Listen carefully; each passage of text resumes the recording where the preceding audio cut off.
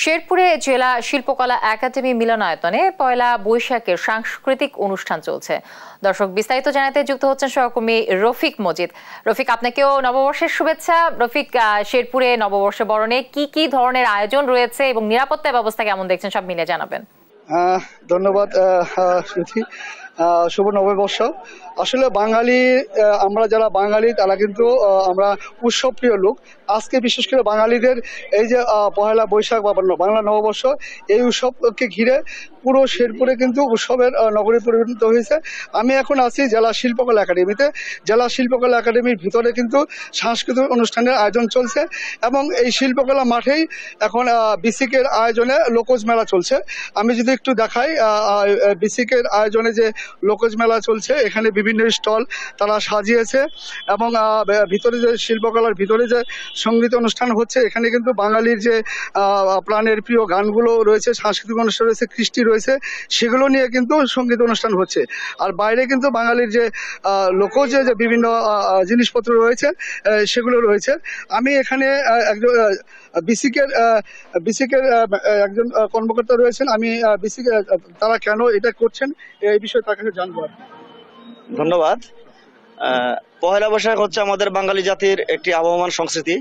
আমাদের এই সংস্কৃতি, এই পহেলা বৈশাখ উপলক্ষে আমাদের যে ঐতিহ্যটা ছিল এটা আমরা ধরে রেখেছি এবং আমাদের জেলা প্রশাসন শেরপুরের উদ্যোগে বিসিক জেলা কার্যালয় শেরপুরের সহযোগিতা আমরা একটি লোকজ বাংলা নববর্ষের লোকজ মেলা 1431 বঙ্গাব্দ এটা আয়োজন করেছি।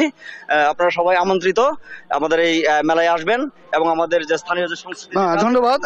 যেমনটি শুনছিলেন যে বাঙালির ঐতিহ্যকে ধরে রাখার জন্য কিন্তু এই লোকজ মেলার আয়োজন করা হয়েছে এবং আজকে যে জেলা শিল্পকলা একাডেমিতে যে সাংস্কৃতিক অনুষ্ঠান হচ্ছে, এখানে একজন সাংস্কৃতিক কর্মী রয়েছে। আমি তার কাছে জানতে চাবো, আজকে পহেলা বৈশাখে তোমার কেমন লাগছে এবং কি করছো?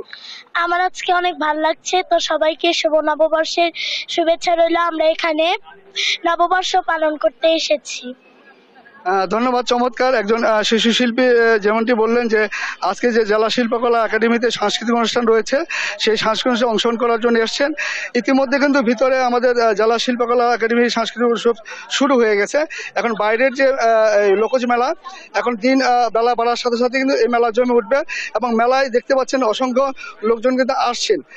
এই মেলাটি আজকে দিনব্যাপী হবে এবং এখানে বাংলার যে ঐতিহ্যবাহী লোকজ যে বিভিন্ন, আমি যদি একটু দেখাই যে বিভিন্ন সংস্কৃতি ধরে রাখার জন্য বিভিন্ন কারু পণ্যের দোকান এবং কারুপল্লী, এছাড়াও কিন্তু মেলার একটা প্রান্তে পিঠা হাউস রয়েছে, মানে রান্নাঘর নামে, পাকের ঘর রান্নাঘর নামে একটি সংগঠন থেকে তারা রান্নার করছে। এদিকে দেখতে পাচ্ছেন যে বাংলা জান্নাত হ্যান্ডস্ক্রাফট থেকে বাঁশ দিয়ে, আমাদের দেশীয় ঐতিহ্য যে বাঁশ, এই বাঁশ দিয়ে কিন্তু নানা পণ্য তৈরি করেছেন এবং এই স্টলে তারা রেখেছেন।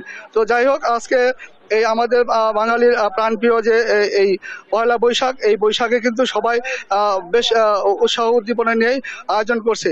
এই ছিল আমার কাছে শেরপুর জেলা শিল্পকলা একাডেমি থেকে সর্বশেষ। সহকর্মী রফিক মজিদ যুক্ত হয়েছিলেন শেরপুর থেকে।